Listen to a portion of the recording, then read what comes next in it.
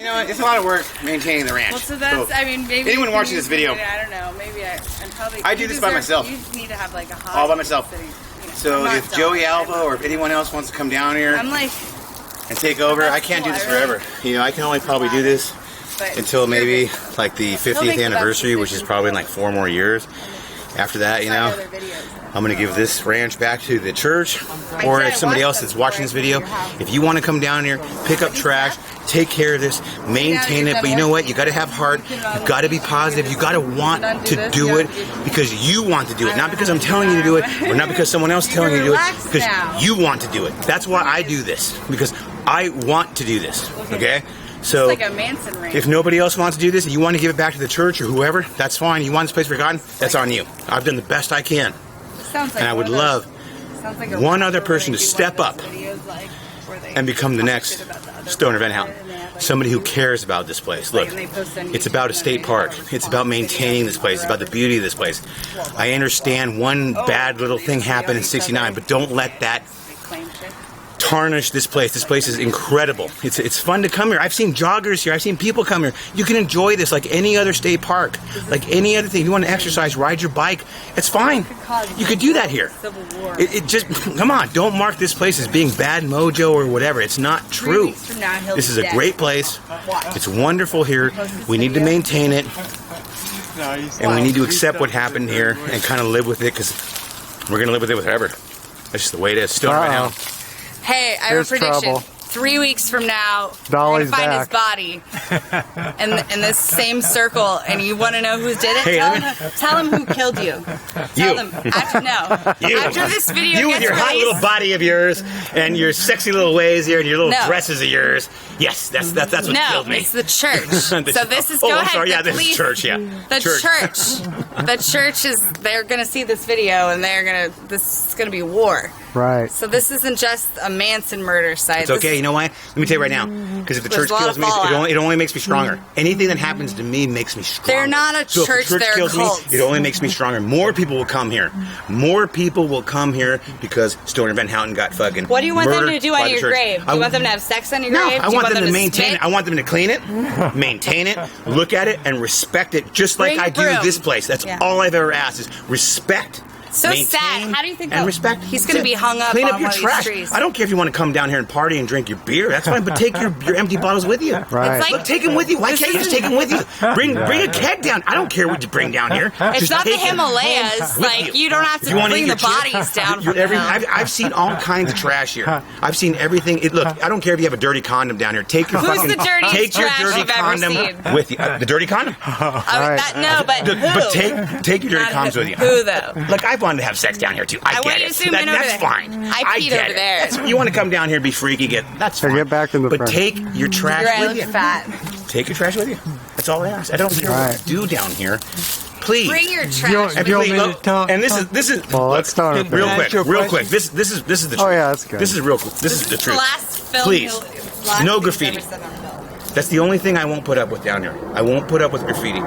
I can put up with a little trash. I'll pick it up. I get it. Your beer bottles. I get it. The one thing I cannot put up with, and please, no graffiti. Just please, just not. You can do whatever you want. I don't care what you do down here. Just no graffiti, please. Okay? I don't care if it's illegal, legal. I don't give a fuck. Please. Right. Please. Just no graffiti. Sweep your circle. Please. That is a good. Okay? Regardless of what you think of the Manson family and this place, just no graffiti.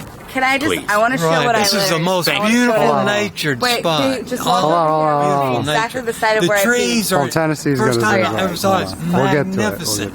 I thought, well, where are the buildings? Because I had seen in the '60s where they drug Manson out underneath the saloon, like it was the basement, but it was wide open on stilts. So you say that was a movie studio? He really drug him out. Right. Just imagine a long time ago. Look, what we imagine today is Universal Studios. They had Universal Studios a long time ago. This was Universal Studios before Universal Studios. This is where they made real movies, okay? This was technically Universal Studios in the heart of Chatsworth, off Santa Susana Pass. It's right here off the pass. I mean, the one thing that people say the most when I give them a tour is, they're surprised how close it is off the road it is. They think they have to hike way back into the mountains to get to Santa Susana, to get to Spahn Ranch. That's not true. It's right off the road. You could see it as you're driving right by.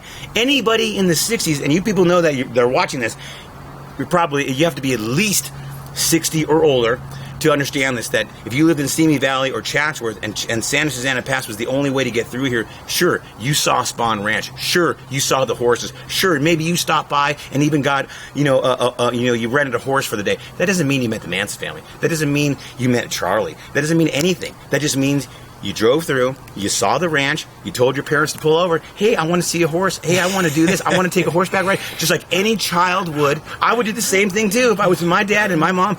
Pull over. I want to, see the horse. This is really a nice This place is beautiful. It is all kinds of beautiful. So stop thinking negative. There's no so all you paranormal people out there too that want me to do some kind of paranormal video, I don't know what you want. I've been here at night. I've been here at 3 in the morning, 10 o'clock at night, midnight. I've been here all times of the day. I've never heard a ghost. Well, the Manson family I've never heard anything. Here, right? Never heard of ghosts? Well, one time. Well, okay, maybe one time.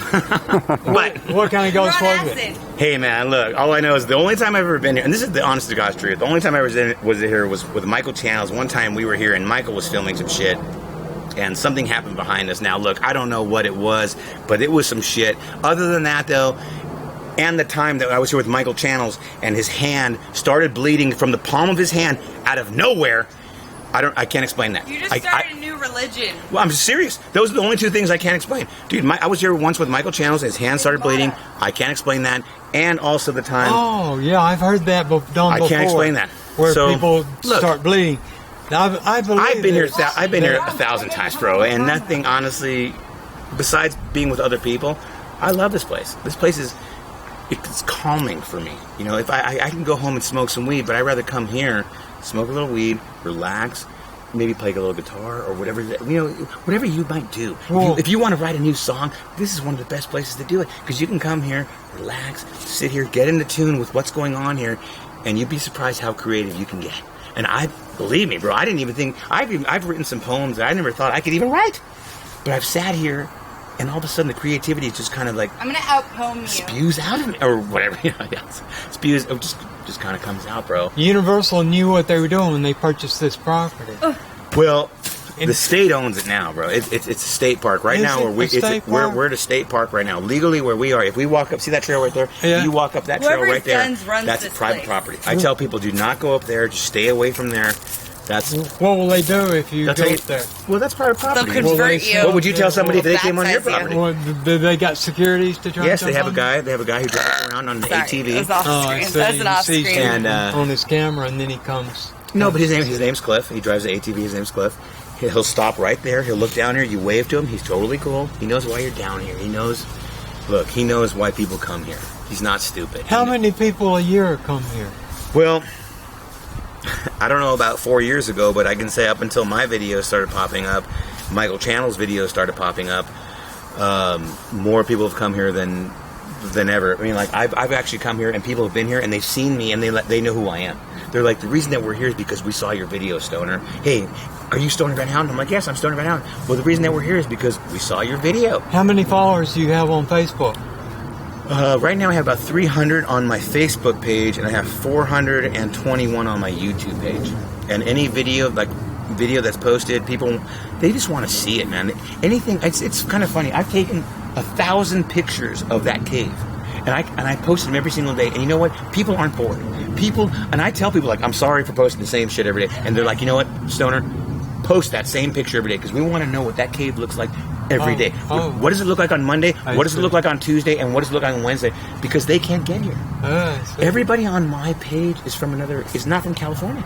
They're from another part of the world. I'm talking to people in Australia, Germany, the UK. I mean, everywhere. It's beautiful, bro.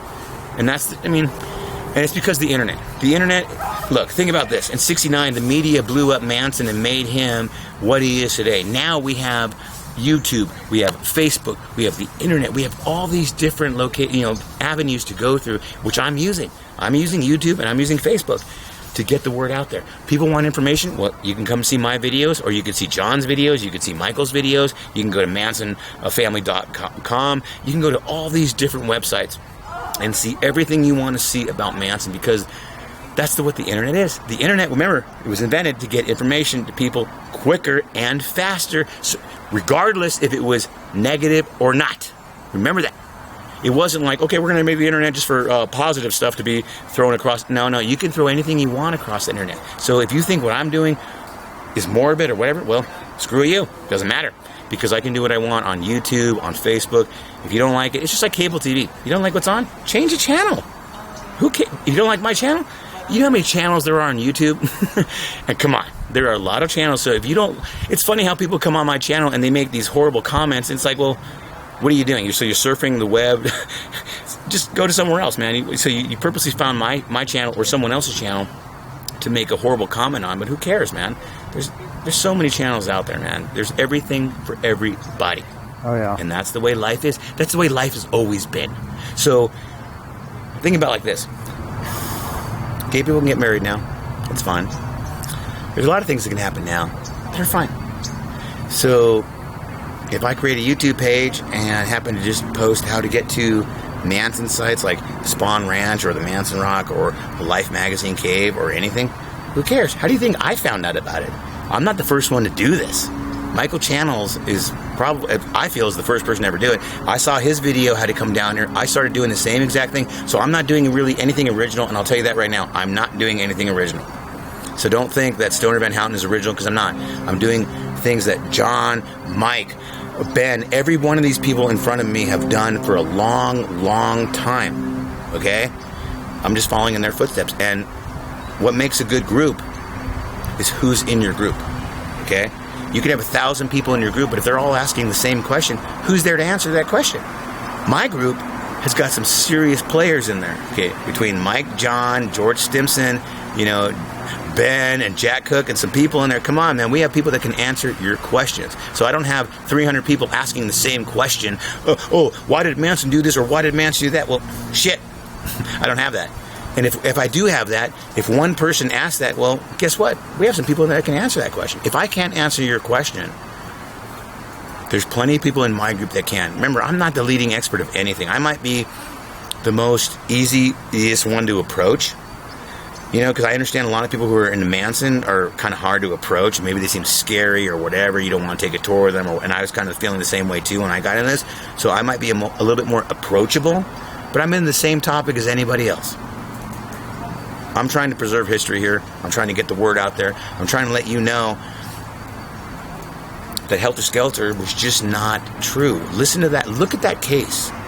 And look at other things that are going on there. And look at even cases today. Think about that. Even the cases today are not fair. The way it works now is if you have money, pretty much you can afford a good attorney. You can afford, a good defense team, and you can probably get off. If you don't, then you got to use the public defender and suffer the consequences that come with that. Stoner, here's something I was thinking the other day was to help people really grasp that Manson wasn't at the murder scenes. I realize no one's ever really put it like this, was if you could describe to the camera, to me, to whoever watches this, why don't you explain where Manson was when Sharon Tate was being murdered, when the LaBiancas were being murdered? Where was Manson in relation to where those murders were actually occurring? You see what I'm saying? Right. Like everyone talks about who was there. Right. Well, I'll tell you this right now. Let's start with the Tate case. All right. Well, the Tate case, Manson was where we're at right now. We're at Spahn Ranch right now. This is where Manson was. Did Manson know that Charles Watson was going up there with the girls? Sure. Did he know that they were going to do something? Sure. Now, what he was going to do, hey, whether it was the drug deal, this and that, I'm going to bring back some money, I don't know. That's up to you watching this, okay? And that's where you need to study, you need to read the case, the parole hearings, everything else like that, the books and stuff like that. So Manson technically was here for the Tate case. Now how far is here from there? Okay, now we're at technically we're at 12,000 Santa Susana Pass Road. That isn't the address anymore, but that was the address at the time.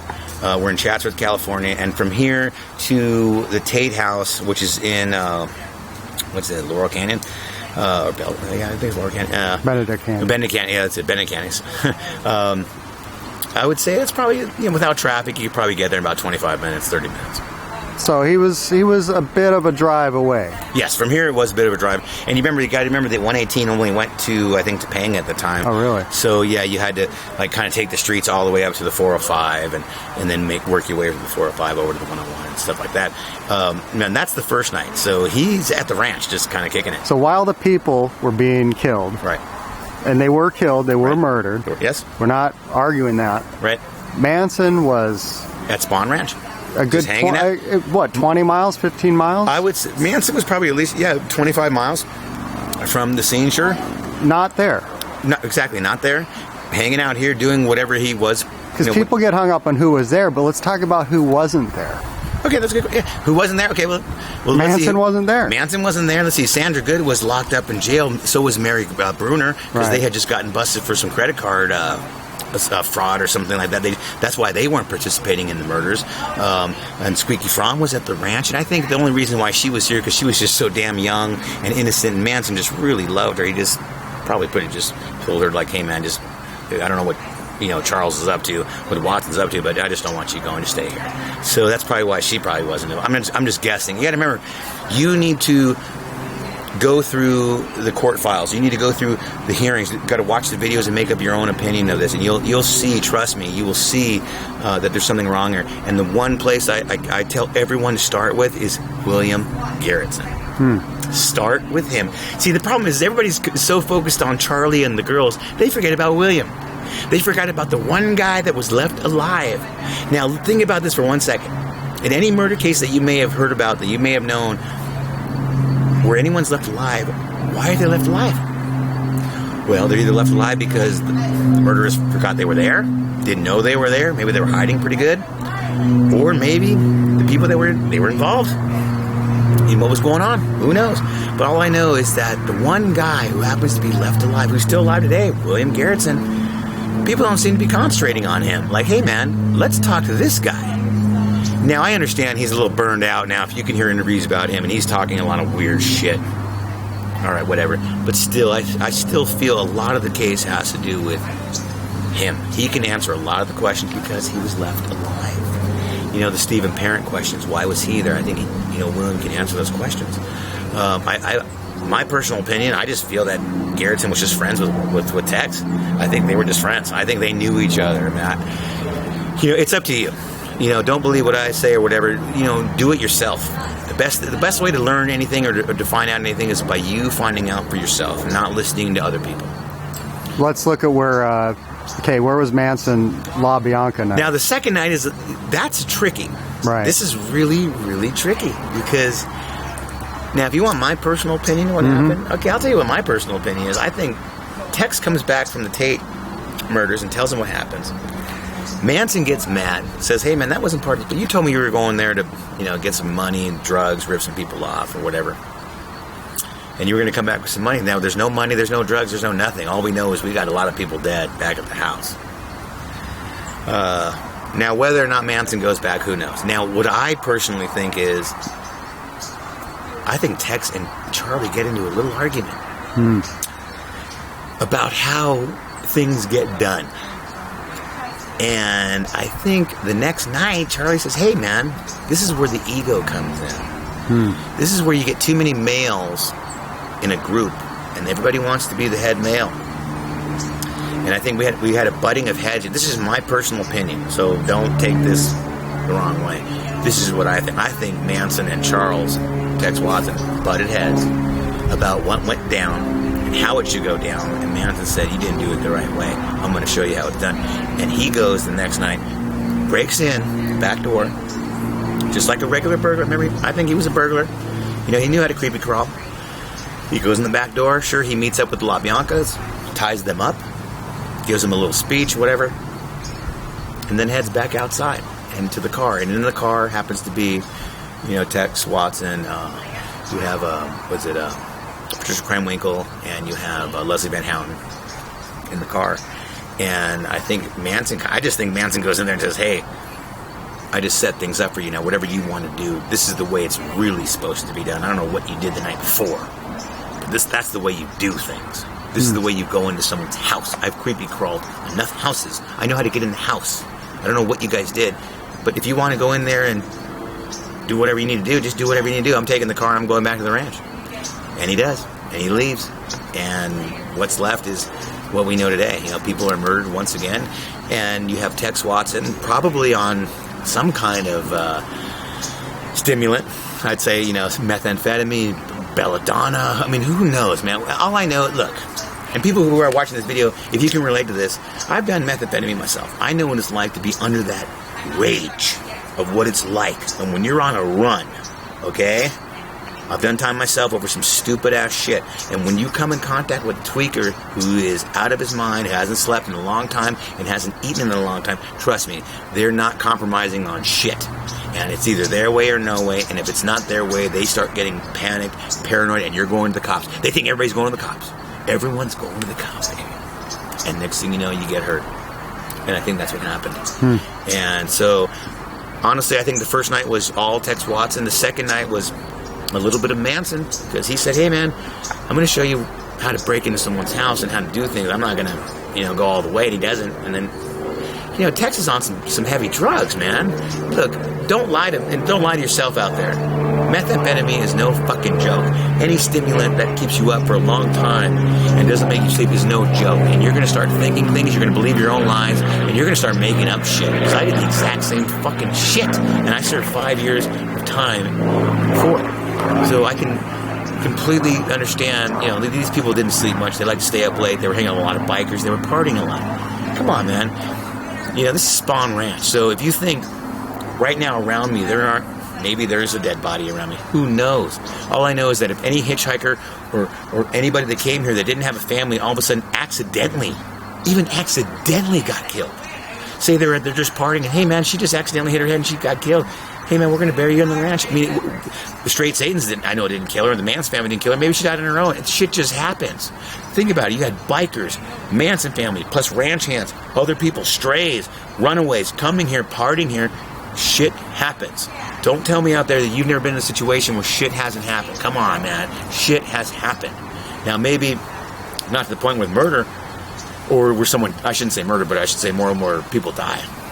So let's just say you're partying, and hey man, some girl who lived in Iowa who knows nothing and has no family and she was a prostitute and she dies at the ranch. Well, fuck, nobody knows, nobody cares. I could be standing on a dead body right now. 20 seconds. We got 20 seconds. But that's the way it is. Stoner Bound out here, Spahn Ranch. I'm just trying to speak the truth.